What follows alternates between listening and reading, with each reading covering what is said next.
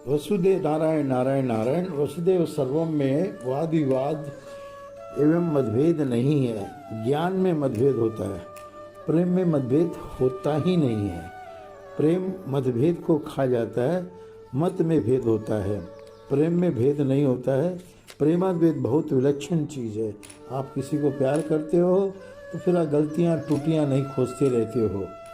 जब तक संसार की सत्ता रहेगी तब तक भेद नहीं मिटेगा, और जब तक संसार और परमात्मा त्याज और ग्रह ये दोनों रहेंगे तब तक प्रेम नहीं हो सकता।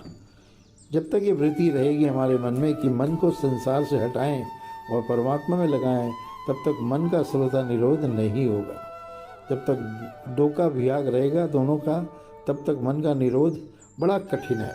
पर जब दूसरा कोई है ही नहीं तब मन कहाँ जाएगा। आपने निश्चय कर लिया भगवान के अलावा ये संसार और संसार की चीज़ें सब भगवान ही है, तब मन अपने आप ठहरेगा।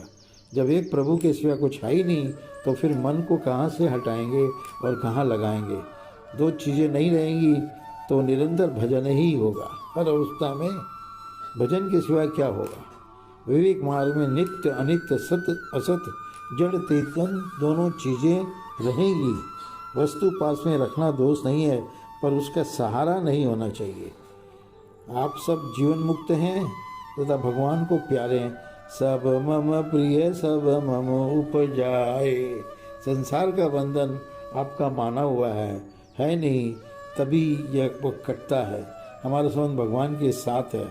भीतर से स्वीकार कर लें कि हम भगवान के हैं, यह सच्ची बात है। सच्ची बात को स्वीकार करना ही ज्ञान है, मुक्ति है और भक्ति है।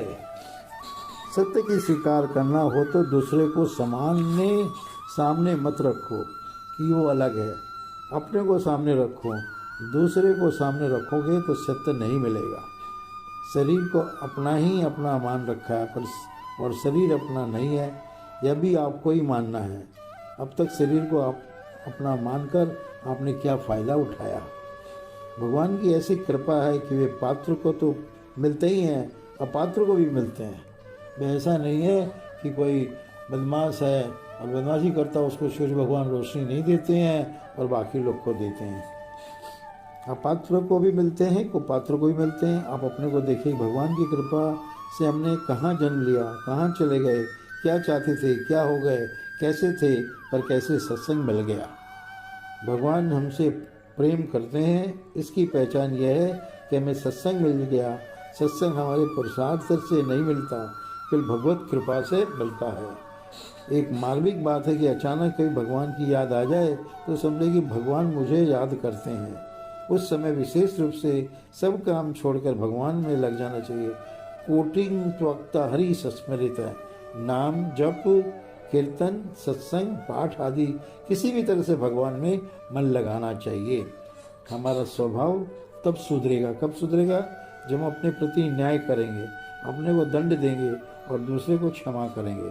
पुत्र है, शिष्य है आदि पर भी पहले शासन न करके उन्हें प्रेम से समझाएं।